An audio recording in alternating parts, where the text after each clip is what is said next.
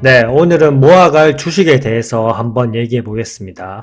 제가 주식을 하면서 국내 주식, 한국 주식은 특히 절대 모아가지 마라, 장투하지 마라, 옛날 부모님 세대 생각하면 안 된다, 제가 계속 언급했습니다. 제가 많은 얘기를 하지 않아도 삼성전자 주가만 봐도 몇 년째 박스권이고 국내 증시는 박스피, 코스닥은 코딱지라는 걸 잘 아실 겁니다. 그래서 국내 주식은 단기 스윙 또는 단타만 해야 되고 철저히 손절 라인을 잡고 진행해야 됩니다. 적립식으로 모아가는 건 상상도 할 수 없는 시장이고요. 하지만 미국 주식은 다릅니다. 올해 엔비디아만 봐도 알 것이고 매그니피센트 7, 빅테크 종목들만 봐도 알 것입니다. 그런 의미에서 제가 모아가고 있는 주식에 대해서 제 의견을 말씀드리려고 합니다. 그 종목은 바로 렛츠고!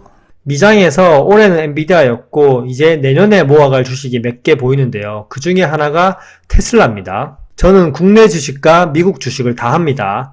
아까 말씀드린 것처럼 국장은 단타 또는 단기 수익만 하고요. 미장은 모아가면서 이렇게 급등해서 수익이 생기면 일단 익절을 하고요. 그 다음에 비중을 줄여서 다시 들어가고 다시 내려오면 비중을 다시 눌립니다. 즉 미국 주식은 장기적으로 우상향할 종목을 뽑아서 분할로 차근차근 모아가면서 익절과 다시 매수를 또 합니다. 일단 테슬라를 모아가야 될 이유에 대해서 여러가지 말씀드릴 텐데 우선 제가 1월 16일 날 위에 영상에 테슬라 호재 떴다 여기에 차트 분석을 먼저 했거든요. 이거 딱 1분만 보고 가시죠. 렛츠고! 다시 테슬라 차트를 보면 쭉 하락하던 주가가 옆으로 기기 시작하면서 주봉상에서 박스권을 만들면서 이 박스권을 절대 뚫지 못하고 있었습니다. 근데 트럼프 당선 소식과 함께 1년 이상의 이 긴 박스권을 한 번에 주봉상에서 뚫어 올렸습니다. 그러면서 역시 전고점도 돌파를 했고요. 350불까지 갔다가 지금 소폭 쉬고 있는 모습인데요. 일봉상에서 다시 한번 보시면 박스권에 줄을 긋고 이미 갭으로 상당히 많이 상승했기 때문에 이렇게 조정이 나오는 건 지극히 자연스럽고요. 좀 확대해서 보면 여기서 테슬라가 조정이 조금 더 나오더라도 뭐 한 270불까지 박스권 상단 정도까지 내려오더라도 저는 테슬라 종목을 좋게 보고 있는데요. 하락시 추매 라인을 잡고 이 종목을 트럼프 2기 때는 모아가는 게 좋을 거라고 생각됩니다. 저는 지속적으로 모아가고 있고요. 자, 큰 그림에서는 차트 분석을 이렇게 했기 때문에 자세한 타점, 분봉 분석, 추매 라인 잡고 하는 건 다음에 차트 분석 편으로 자세히 올려드리겠습니다. 이번에는 제가 테슬라를 모아가면 좋겠다라고 얘기한 이유들을 빠르게 얘기하고 마무리할게요.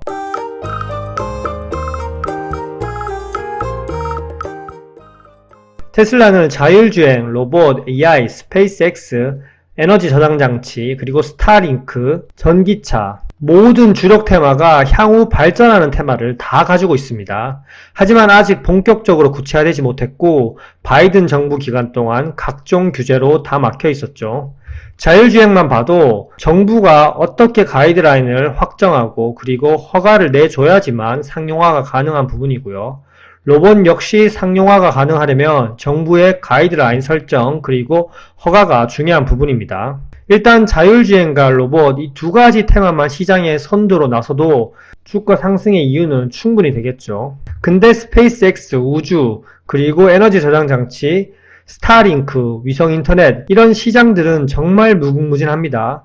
이렇게 많은 테마에도 정부의 규제에 막혔고 그리고 중국 및 글로벌 시장에서 전기차 판매가 저조하면서 주가가 지난 몇 년 동안 저조했었습니다. 하지만 가장 강력한 4번 트럼프 당선에 큰 공을 세우면서 풀 배팅에 성공을 하면서 트럼프 2기 정부에서 최대 수혜자가 됐고 위의 사업들을 동시에 빠르게 진행될 가능성이 상당히 커졌습니다. 잠깐 4번에 대해서 얘기하자면 몇 장의 사진만 봐도 이유는 충분합니다. 일단 M7 기업의 정치 후원금 비중을 보면 애플, 엔비디아, 구글, 그리고 메타, 아마존, 마이크로소프트는 민주당에 압도적으로 많이 후원을 했지만 테슬라는 공화당에 몰빵했습니다. 결국 공화당에서 대통령이 나왔고 상원과 하원을 모두 장악했기 때문에 테슬라의 입지가 상당히 높아졌죠. 그리고 유명한 이 사진, 트럼프 로얄 패밀리의 사진인데 여기에 딱 일론 머스크가 있습니다. 트럼프의 손녀는 머스크를 삼촌이라고 부른다고 합니다. 이미 이 로열 패밀리 집안 안에 속해 있는 사람이라고 봐도 무방합니다. 그리고 트럼프 당선이 확정되는 그 순간까지도 머스크는 트럼프 옆에 있었습니다. 이 정도까지 봤으면 정치적 수혜는 입증되었다고 볼 수 있고요. 그리고 또 있습니다. 그 이후에 정부 효율부 수장까지 임명됐고요. 막강한 정치 권력까지 가진 겁니다. 정부 관료제를 해체하고 과도한 정부 규제도 줄일 수 있고요. 특히 수장으로서 세금 낭비를 줄이겠다고 말합니다. 또한 연방기관을 재구성하는 역할까지 할 수 있고요. 미국 예산에 대해서 대규모 구조개혁도 추진할 예정이고요. 말 그대로 트럼프의 칼입니다. 실세 중에 실세고요. 그리고 FCC 연방통신위원회 위원장으로 브랜던 카 위원이 지명됐고요. 이분은 머스크의 측근으로 알려져 있습니다. 머스크의 입김이 상당히 많이 들어간 걸 알 수 있죠. 일단 브랜던 카 의원은 각종 기술 규제 완화를 주장해 왔기 때문에 정부 규제로 묶여있던 아까 말씀드렸던 머스크의 사업들, 특히 스타링크의 규제 완화 가능성이 상당히 커졌습니다. 또한 뱅크 오브 아메리카는 테슬라에 대한 투자 의견을 매수로 제시하고 목표 주가를 265달러에서 350달러로 상향 조정했습니다. 일주일 전에 상향 조정했는데 이미 350불 부근까지 왔습니다. 여기서 목표 주가는 지속적으로 높아질 것이라고 예상하고 있고요. 저는 전고점을 뚫을 거라고 생각합니다. 엔비디아가 올 한해를 멋지게 장식했고요. 이제는 테슬라가 장식할 차례이지 않나 싶습니다. 하지만 미증시는 옐런이 만들어 놓은 빚더미가 터지면 조정이라는 것이 본격적으로 나올 텐데 당연히 그 영향을 안 받을 수는 없습니다. 하지만 이런 이유들로 전망은 상당히 밝고요. 미증시에 조정이 오고 충격이 오면 영향을 안 받을 수 없으니 분할로 계속 모아가야 됩니다. 절대 몰빵하지 마시고요. 원래 이렇게 어떤 분야에서도 빛을 발하는 사람은 항상 주변에 질투가 생기기 마련입니다. 향후 트럼프 측근들과 시기, 질투, 갈등 이런 것들로 인해서 갑자기 주가가 출렁일 수는 있겠지만 그래도 모아가야 될 주식이고요. 또한 항상 내가 주식을 모아갈 때 현금을 계속적으로 보유하고 있어야지 모아갈 마음의 여유가 생깁니다. 네, 이상입니다. 안녕!